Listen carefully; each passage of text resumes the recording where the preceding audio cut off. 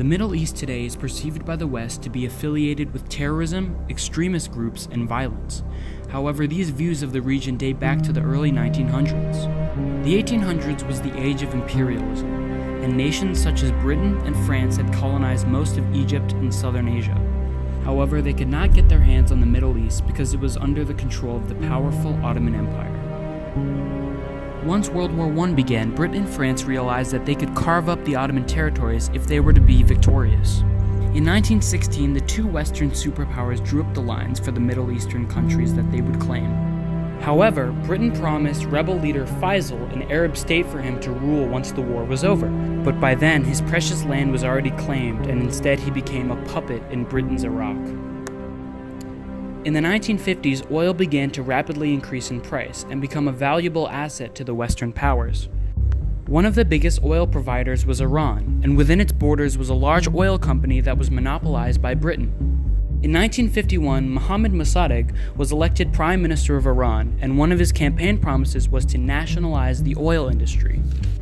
Realizing that their oil profits were in jeopardy, Britain, with the help of the CIA, secretly attempted to overthrow Mossadegh by spreading propaganda. Protests bursted throughout the country, and in 1953, Mossadegh was ousted. He was then replaced by Mohammad Reza Shah, who protected Britain's assets. In 1956, a similar event occurred in Egypt when President Gamal Abdel Nasser announced that he would immediately nationalize the Suez Canal, another company that funneled large profits to Britain.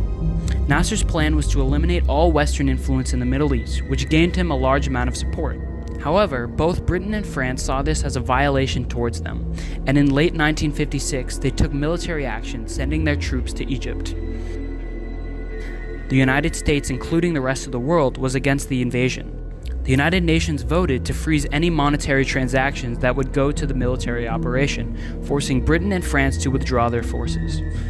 Humiliated by their actions, Britain and France stepped down as major influences in foreign affairs and was replaced by the United States. In the late 1900s, the US intervened in a lot of Middle Eastern conflicts in countries such as Israel, Afghanistan, and Somalia, usually leaving devastating impressions behind. With most of the Middle East torn by war, ideas of Islamic fundamentalism and extremism began to spread throughout the region, and terrorist organizations were formed.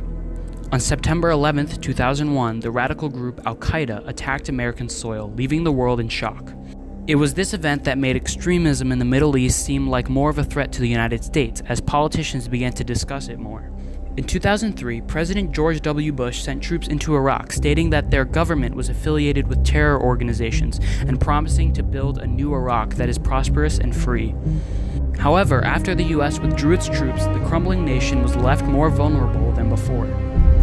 It was left so vulnerable that a new threat arose: the Islamic State of Iraq and Syria, a large fundamentalist group that used its vast influence to conduct small attacks in Europe and the US.